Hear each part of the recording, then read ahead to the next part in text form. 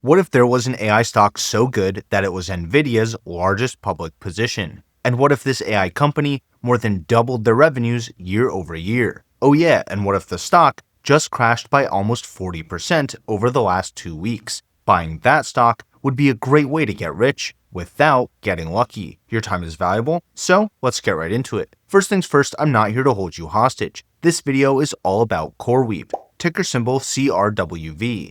And here's what I'm gonna cover: what CoreWeave does and how they make their money, CoreWeave's latest earnings call and why the stock just crashed, why I think CoreWeave stock is cheap, even though it's up by 50% since it went public 6 months ago, and of course what all this means for CoreWeave stock in the short term and long term. But let's start with what CoreWeave actually does and how they make their money, so we can see if the stock price crashing is justified. CoreWeave's business model is to be the Amazon Web Services of the AI era, by providing instant access to the most advanced high-performance computing infrastructure for companies that can't wait years or spend billions of dollars building it themselves. CoreWeave currently operates 41 data centers purpose-built for AI, which hold over 300,000 nvidia GPUs combined across North America and Europe, and they have access to over half a gigawatt of active power and 2.9 gigawatts of contracted power capacity. NVIDIA's Blackwell and Blackwell Ultra racks take 120 kilowatts of power each, so CoreWeave has enough contracted capacity to power over 24,000 racks, or over 1.7 million NVIDIA GPUs. Let's talk about who's actually buying up all this compute capacity. CoreWeave has 3 kinds of customers: AI labs that develop foundational models, enterprises that are adding AI into their applications and workflows, and hyperscalers that need overflow capacity when peak compute demand goes way above their own supply. AI labs need massive amounts of parallel compute for model training. Enterprises want access to high bandwidth, low latency AI infrastructure to power inference workloads across many internal and external users at once. And hyperscalers care about availability and reliability to keep their customers happy. CoreWeave's AI infrastructure also spans multiple NVIDIA GPU generations, like Hopper and Blackwell, and they get privileged access to NVIDIA's latest chips 6 to 12 months before the broader market, which is a pretty big competitive advantage over other infrastructure providers. And that's why OpenAI recently expanded their agreement with CoreWeave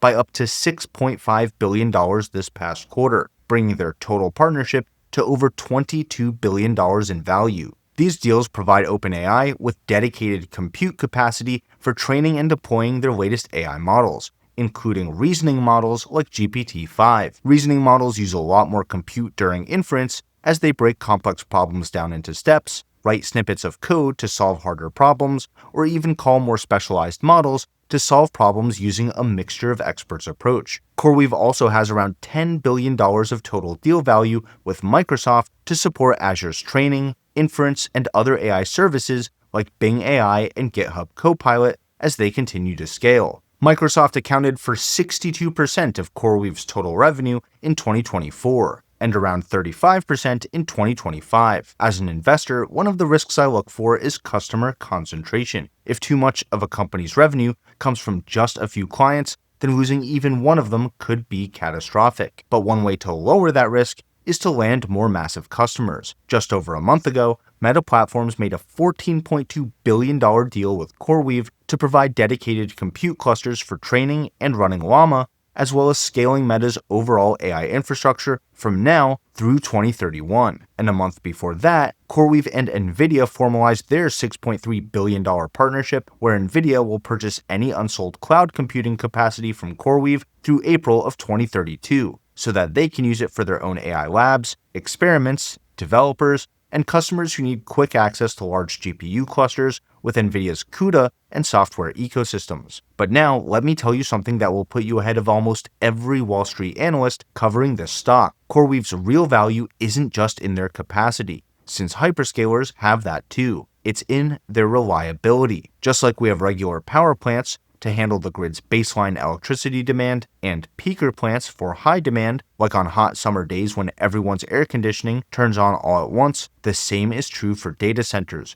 CoreWeave provides that extra capacity, so AI workloads running on Amazon Web Services, Microsoft Azure, or Google Cloud don't experience rolling compute blackouts. In my opinion, there are a few big differences between peak power demand and peak compute demand that makes CoreWeave's business model way more valuable. First, peaks in compute demand are much less predictable. Utility companies can forecast demand based on things like weather patterns and historical behavior, like tourism, sports games, and so on. But GPU demand is affected by unpredictable events, like new AI product launches or AI breakthroughs like DeepSeek earlier this year. Power peaks also rise and fall in relatively smooth curves, while different AI workloads can have huge fluctuations in power demand, ranging from 30% peak power for inference workloads to 90% or more for AI training. And training workloads themselves are particularly spiky in terms of how much compute and power they need at any given time. That's why even the biggest hyperscalers still rely on companies like CoreWeave to protect their AI workloads from getting disrupted. And now that we understand what CoreWeave does and why it's so valuable, let's look at their latest earnings data next. And speaking of data,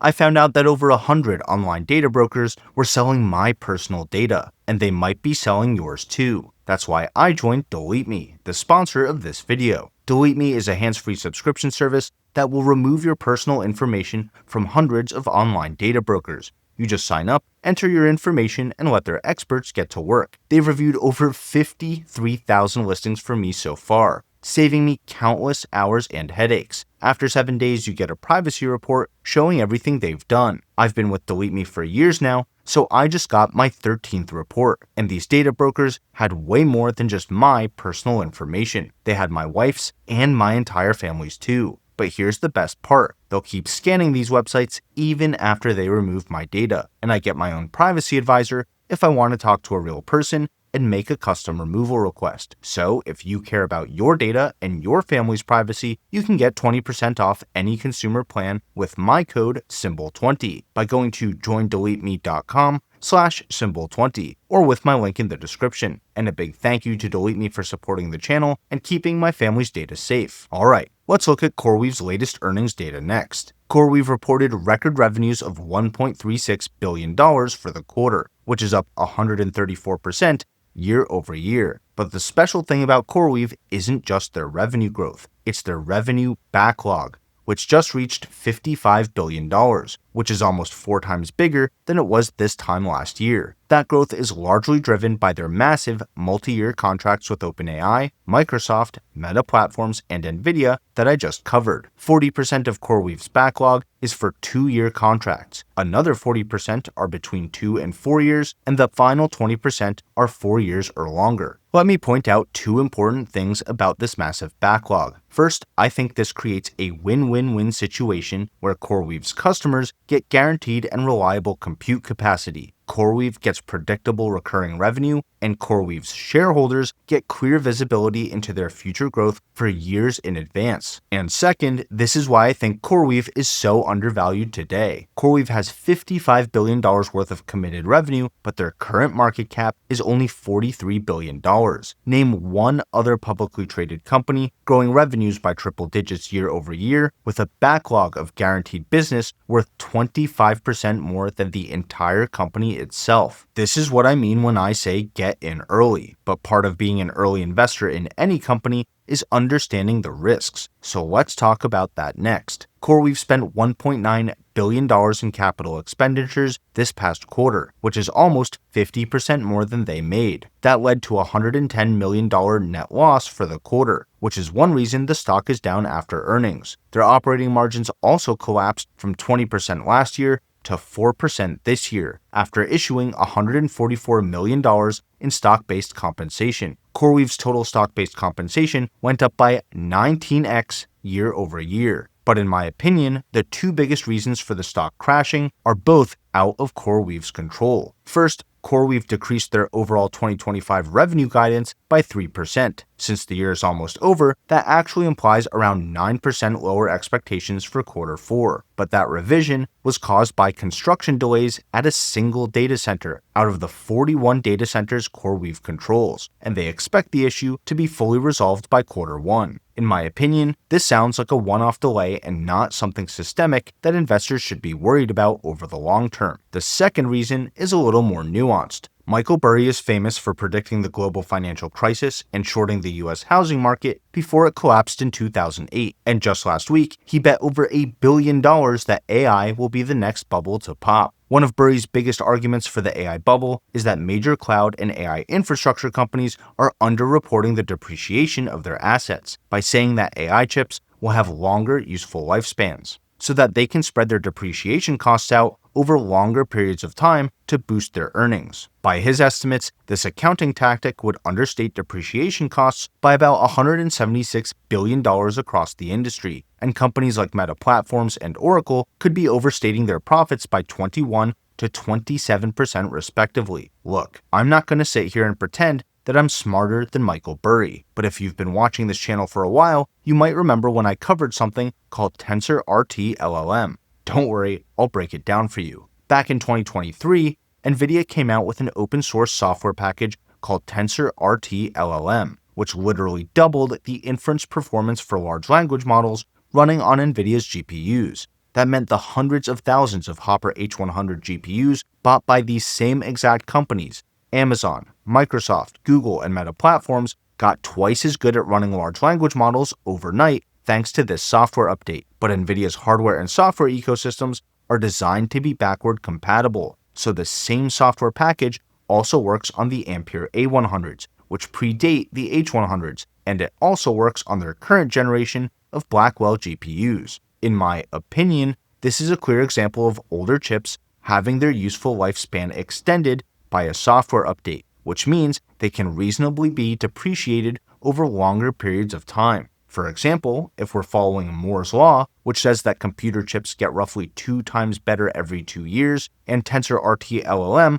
just made the H100s twice as good at inference, then that should extend their useful lifespan by 2 years for depreciation purposes. And of course, NVIDIA has many more software packages that focus on improving the AI performance of their chips, which should keep extending their useful lifespan. I'm not a corporate accountant, and I'm not a tax lawyer, but I do think that if software updates can make a chip stay in a data center rack for 5 years instead of 3, that would go directly against Michael Burry's points about accounting fraud, underreporting expenses, and boosting earnings by extending useful lifespans. And of course, that has huge implications for CoreWeave, which is a young, newly public AI hardware company whose biggest expenses are these same exact chips and the infrastructure that supports them. So I think it's these 3 things: large amounts of capex and stock-based compensation causing a net loss for this quarter, construction delays causing lower guidance for next quarter, and Michael Burry's big short on AI that are creating a lot of downward pressure on CoreWeave stock. But I think all 3 are short-term issues that are shaking short-term investors out of the stock, which means there's a huge opportunity here for long-term investors. And now that you understand what CoreWeave does, how they make their money, and the risks that come with investing in this kind of AI infrastructure business, let's talk about whether it's a good stock to buy now that it's crashed by 40%. And if you feel I've earned it, consider hitting the like button and subscribing to the channel. That really helps me out, and it lets me know to make more content like this. Thanks, and with that out of the way, let's talk about CoreWeave stock. In my opinion, CoreWeave is NVIDIA's largest public position because they can see the long-term value of guaranteed access to reliable AI infrastructure in a world where demand far exceeds supply, and that value is worth the upfront costs, the capital expenditures, the occasional construction delay, and all the other short-term risks. And even though CoreWeave is spending more money than they make today, I think the long-term risks are pretty low for 3 key reasons. 1, their future revenues are very predictable thanks to their $55 billion backlog of multi-year contracts. 2, that backlog is growing much faster than their spending. And 3, the money they are spending is going directly towards growing their business, whether that means acquiring or building more data centers, securing more power, or paying more employees. In my opinion, CoreWeave is the definition of a company selling picks and shovels in the middle of a gold rush, and the market is making a big mistake on this stock. CoreWeave stock crashed by almost 40% since the start of November, and is currently trading at $85 per share, while discounted cash flow models like Simply Wall Street's calculate its fair value to be around $420. That means it's 80% undervalued at its current price. Said another way, CoreWeave stock would have to go up by 400% just to hit its fair value today. making it a great stock to get rich without getting lucky. And if you want to see what else I'm buying to get rich without getting lucky, check out this video next. Either way, thanks for watching, and until next time, this is ticker symbol U. My name is Alex, reminding you that the best investment you can make is in you.